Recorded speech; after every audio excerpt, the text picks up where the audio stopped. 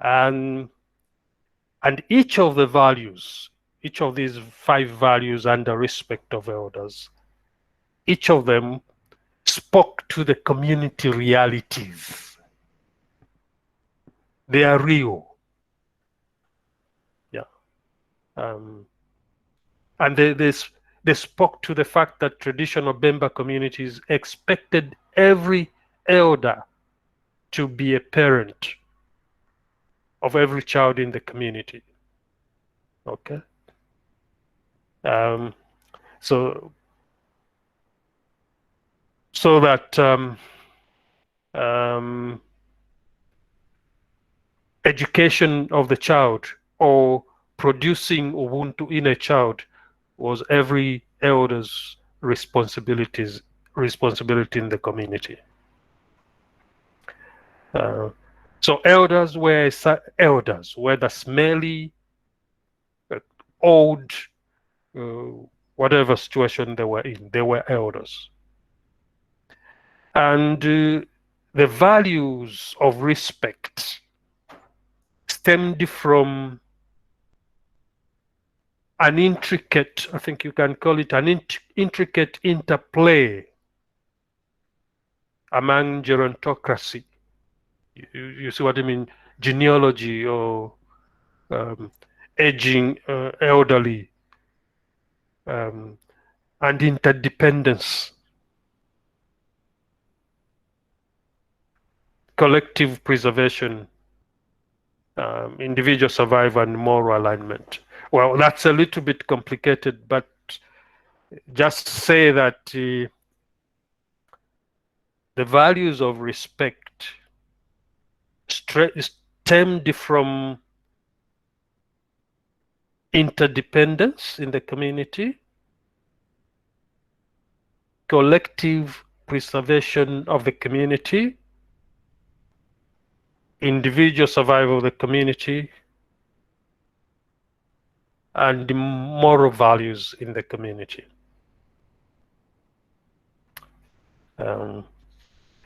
So, for a young person to respect, to respect all elders by doing those 5 things,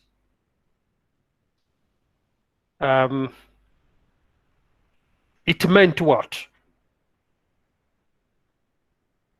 It meant that you were somewhat destined for blessings. You were a blessed person. All right? You became blessed by the elders. And you became moral. Yeah. I think you could say that in short, you could simply put it like these 5 values of that have to do with respect of the elders socialized the young into moral, mature human beings. And in short, you were socialized into Ubuntu, Bemba Ubuntu. You became, as it were, par excellence, Emuntu. And people would refer to you as a young person. For instance, in Bemba society, they would say, "Awo you know you." When you hear people saying this, "Awo you know you," though it can mean both things, that you are terrible or you are good, but when they say that, it means you've been socialized. They'll count on you, and they expect that you grow into a respectable adult. Then, when we moved to food generosity, we mentioned the following. That you, especially you as a young person, should never refuse to share food with both people you know and people that are strangers to you. Never refuse to share food.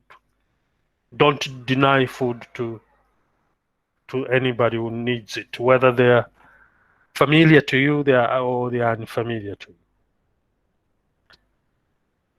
So that's the first one, which is when we add up, of course, we said there will be 14 of them. So it will be following the line, it will be number 6 when we add to the other.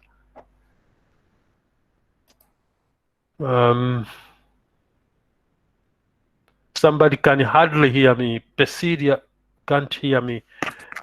Can the rest of you hear me?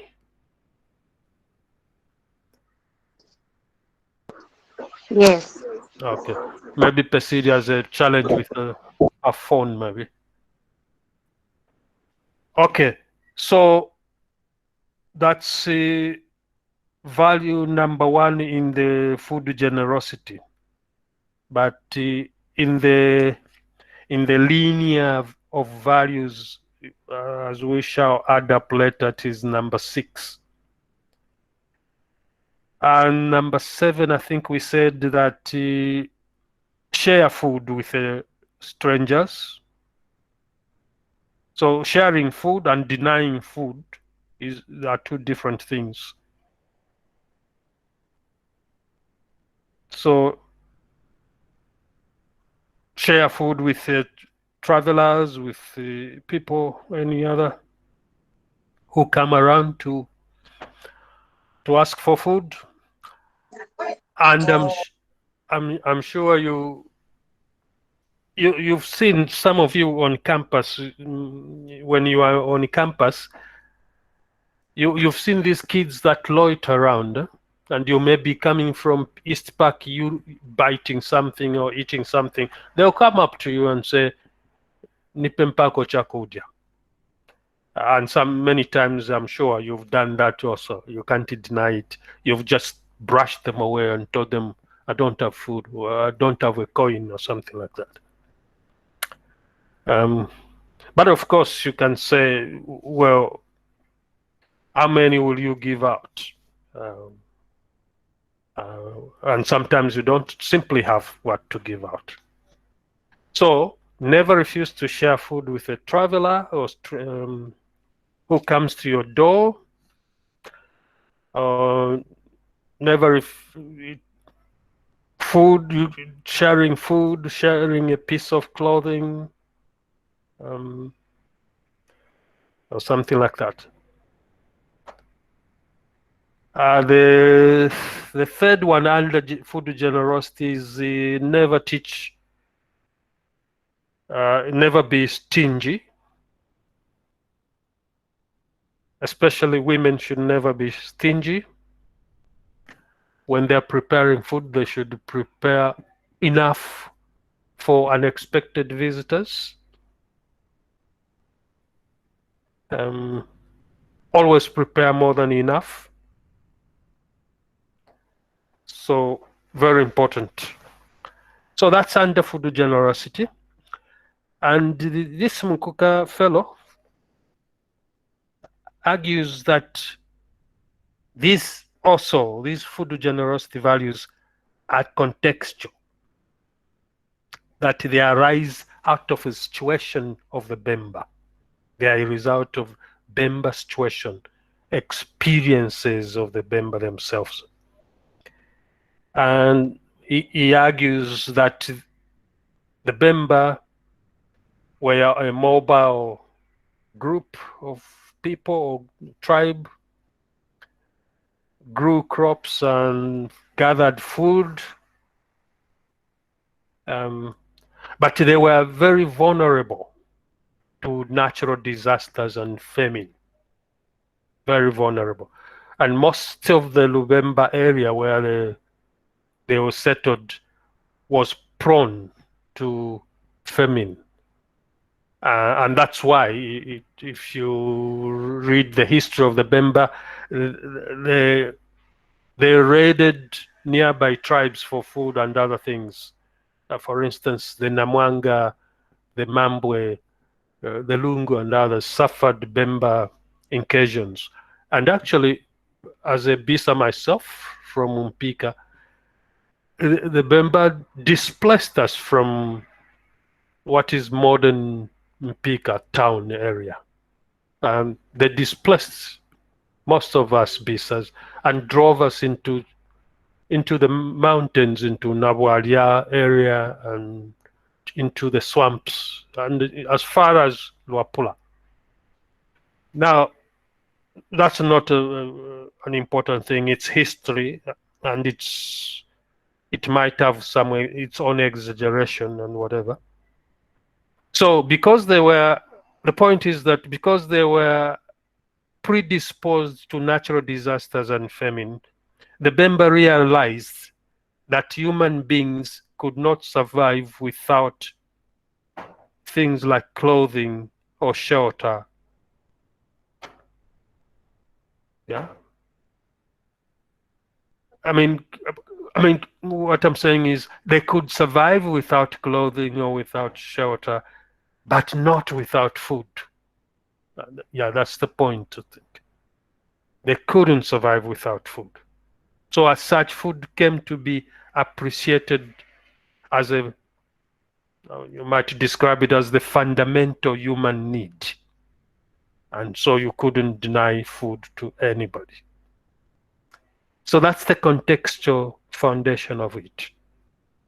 Their own situation of famine, whereby food becomes of utmost importance as a human need. So the Bemba would say ubuntu kulya. So when you have eaten, you can easily leave ubuntu and be moral. And when you haven't eaten, you are dehumanized by hunger, and you are incapable actually of thinking morally. You might even steal to eat. In fact, lack of food came to be seen as the source of immoral behaviors. And you can agree with that to a larger extent. Why, for instance, if you pay particular attention to our own situation in the compounds and wherever, why do you find that young girls or young women are engaged in prostitution, commercial prostitution? I think if you were to ask them, if you were to do a study, most of them would tell you they need food. And most of them have a child or two to look after because some man gave them children and they disappeared. They need food. But is prostitution moral or immoral? I don't know. Unless you want to define it as a job. I don't know. So what, before we move away from this point, you can say that the food sharing values, according to this gentleman Mukuka, the food sharing values meant collective preservation, which in return meant interdependency. Collective preservation of the Bemba as an ethnic group, which also meant interdependence. So as long as some people in the community recorded success in their farming and good food gathering efforts, hunting and whatever, the vulnerable and others who came around were assured of dignity, restoring commodity, the food. Yeah. So that's collective preservation of the community and interdependence. Okay. Then we move on to the next set are what Mukuka calls assorted values. Assorted values. And these are the last values we're going to talk about. And there are 6 of them. 6. So, okay. The first one, I think we might have mentioned this, is never to covet another person's spouse, or never lust for another person's spouse, or never lust or covet, or whatever term you want to use, another person's wife or husband.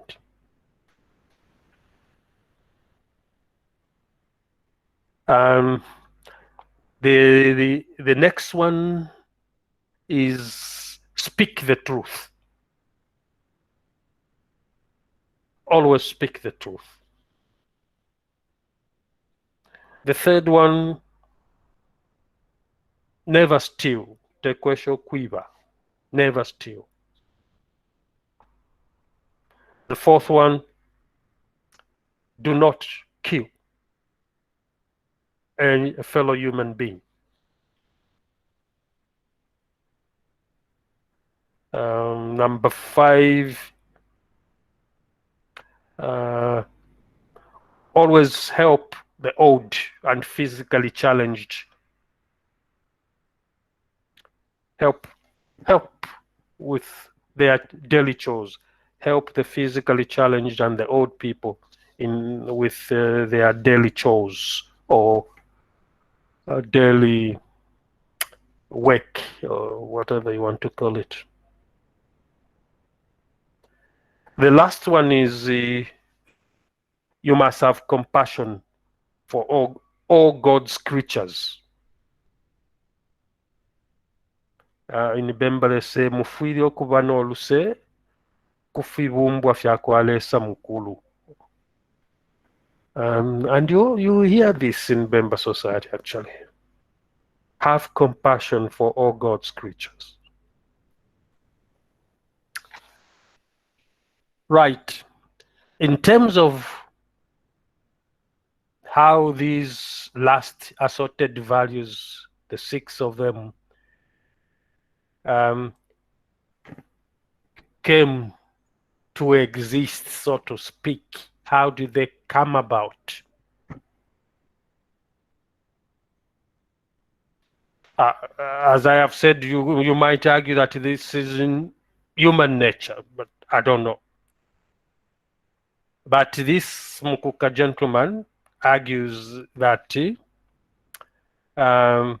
first of all, the requirement to speak the truth. Let's start with the truth. The requirement to speak the truth had 2 dimensions. One dimension, 2 dimensions rather. One dimension was orality, and the other dimension was safety.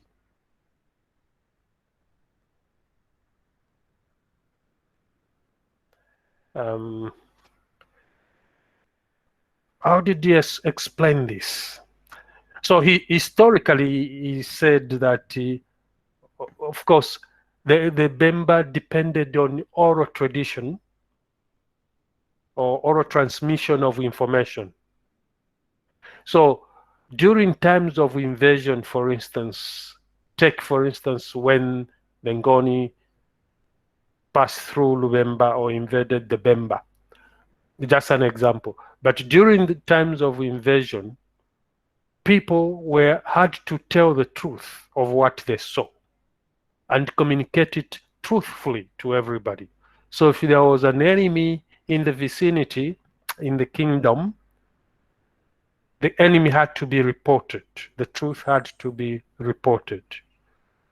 So that's the importance of telling the truth, so that the enemy could be gotten rid of, or so that the community could be prepared for the West or whatever. If there was locust or whatever, it had to be reported truthfully. Yeah. So credibility in communication was very important. Yeah. Secondly, the second point is about never covet another person's spouse.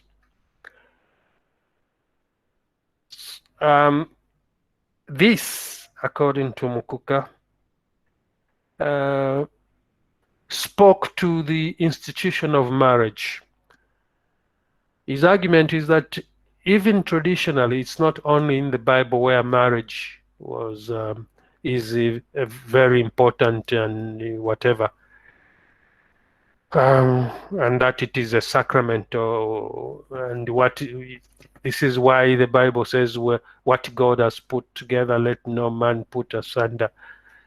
Which I think it's a debatable thing, I think, and I don't know whether really marriage.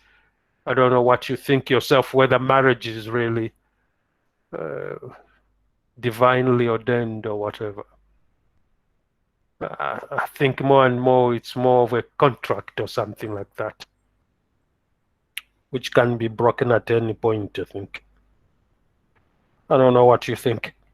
So anyway, the point is that this never admire or never lust for another man's wife or husband spoke to the nature of the institution of marriage among the Bemba. And in their context, marriage was not only between two families, the family of the lady and the family of the man, but it was also the natural unit. It was the natural unit of for producing abantu. The children who were born from the family, from that marriage, were going to be ababemba or abantu. So tampering with the family unit had its own repercussions in the community. Yeah. That unit of the unit of marriage, the unit, not UNIT, plus the unity it brings about families had to be preserved, because Abantu were a result of the union of marriage, the union of what? A man and a woman, and extending to the families of the two. The other point is the value of hard work. Never steal. Don't steal. You should never steal. This has to do with the value of hard work. You must work hard to produce your own food. Yeah, work hard. Secure your own food. Have your own shelter, and provide security to your household. The other point, I think, is what? Never kill a human being.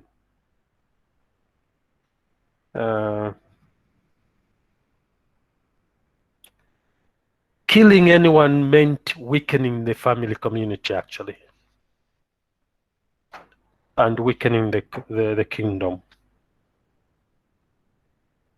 Yeah, so it was wrong. And in those days, killing meant that you would also be killed. So killing was punishable by death. The next point is you should help the old and physically challenged with their chores. What did this mean? The contextual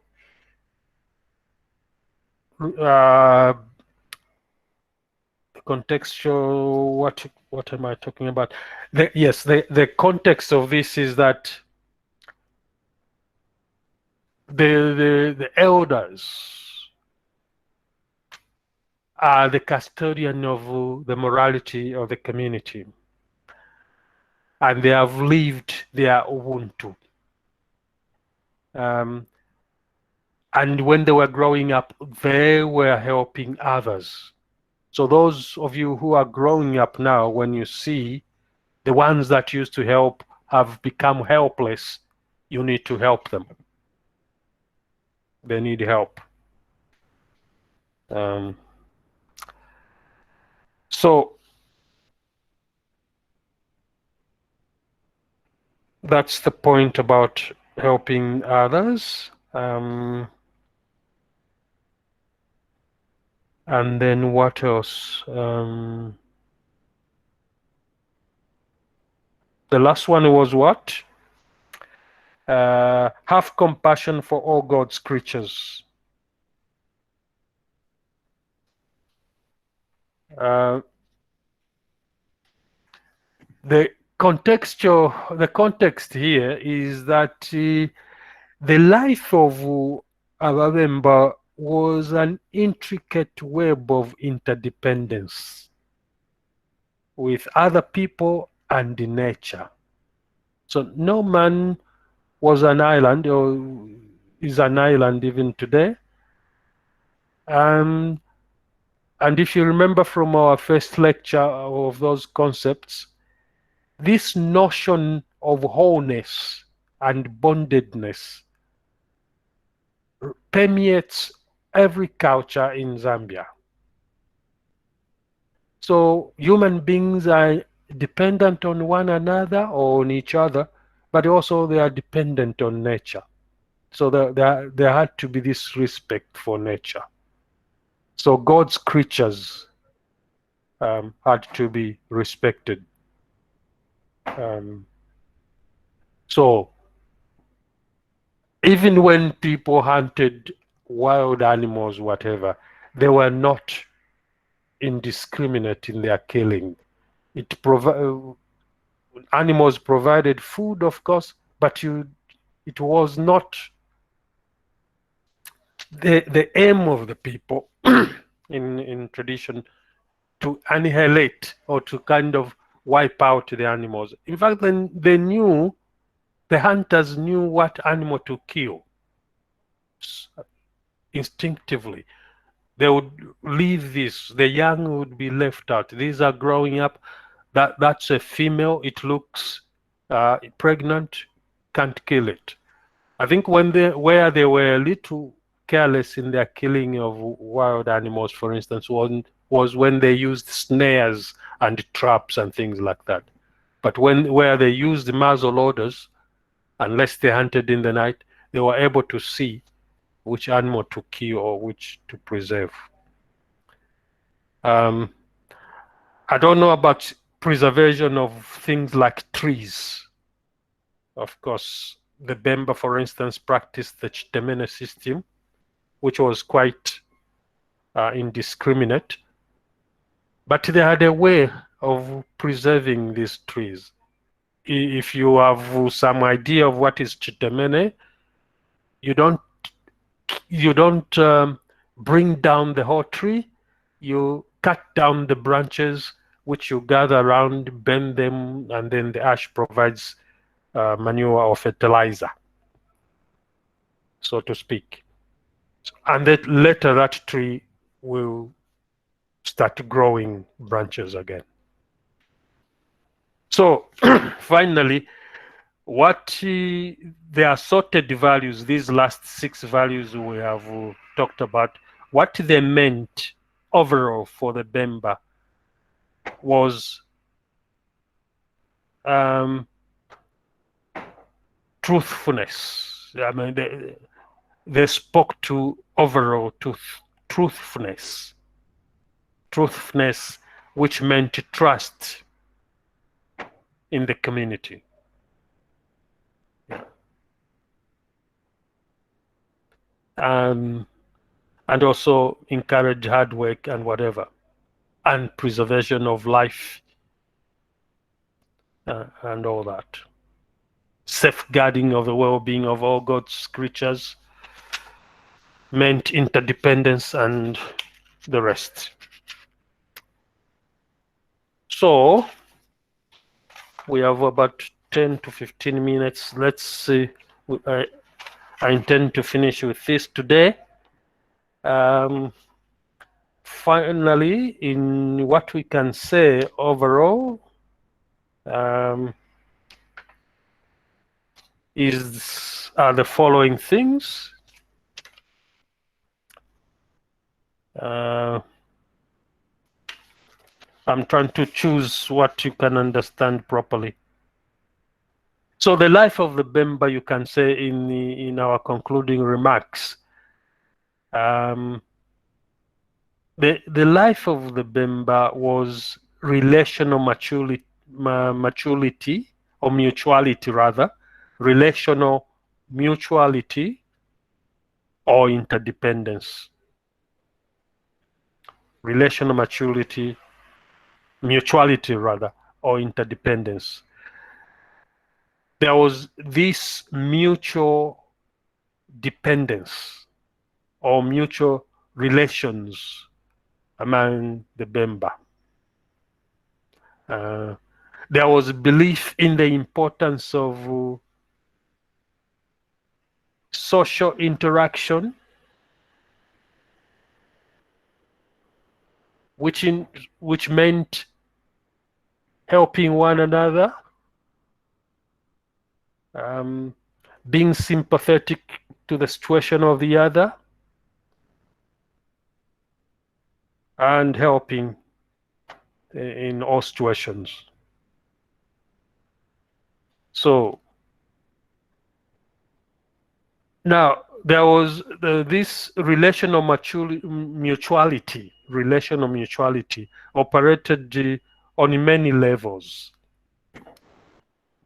At one level, there was peer-to-peer mutuality. Young people had to relate well with the young people as peers. The elders had to relate well with their elders as elderly peers.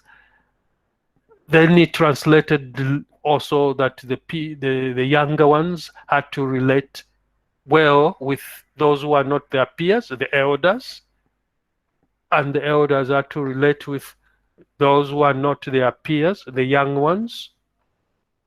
So there was, in the final analysis, what you might call age-based mutuality, relationship between the young to the old and the old to the young.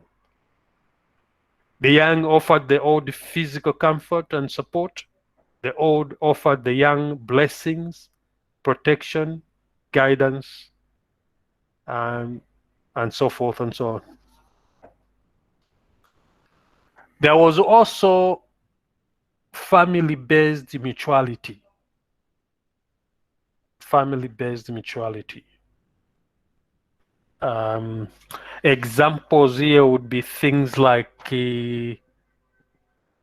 families living in one locality, and you know that people tended to live in sort of clans.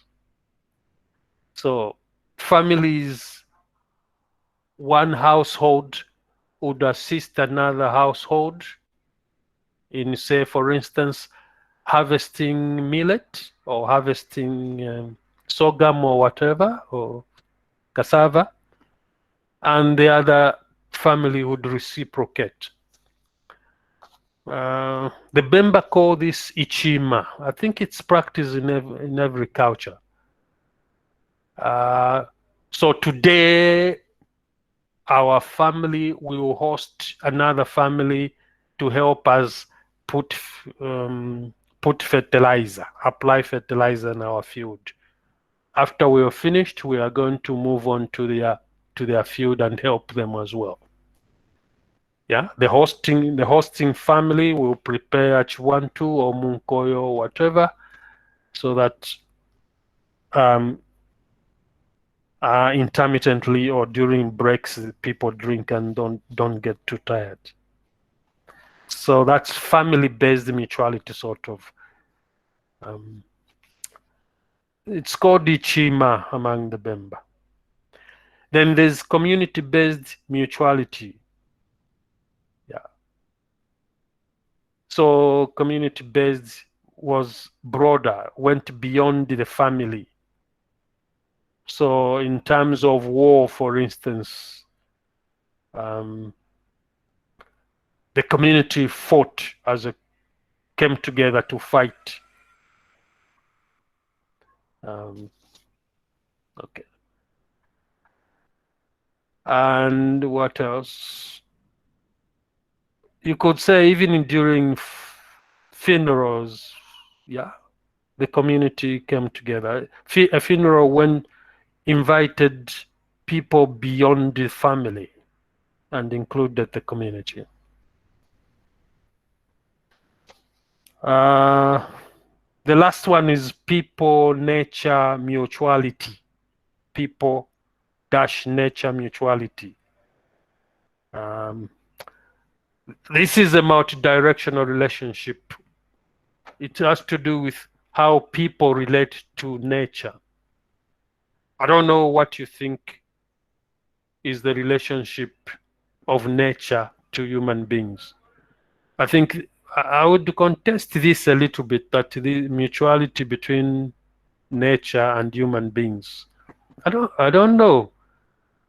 Is there a mutual relationship or mutual coexistence? I don't think so.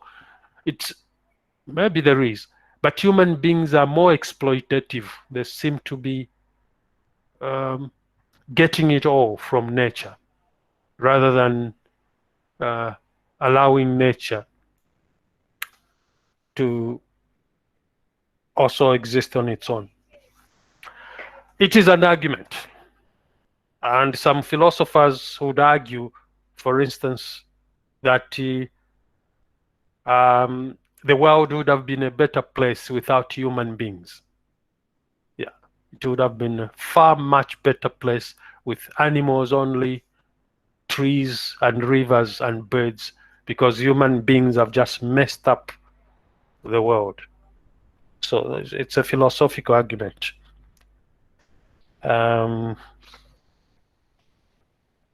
So finally, you could say that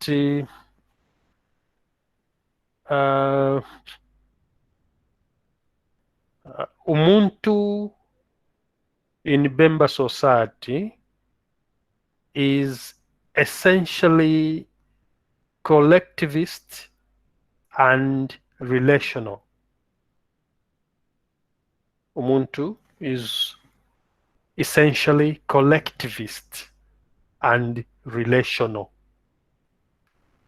Now, if you were asked this, to explain this in an exam, don't get puzzled or don't scratch your head and think you never learned this.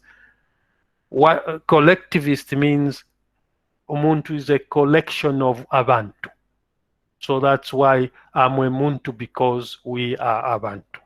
So you should explain it in that context. So essentially, for a Bemba or for our Bemba, Ubuntu is collectivist and relational. Relational meaning, to be Ubuntu, you must relate to others and with others. Also relate to nature and with nature. So these are the two dimensions of Ubuntu: collectivism and relationalism. And actually, if you were a psychologist and you studied the psyche of a black man, a muntu, that's what it is. We kind of exist because of others, and others exist because of us.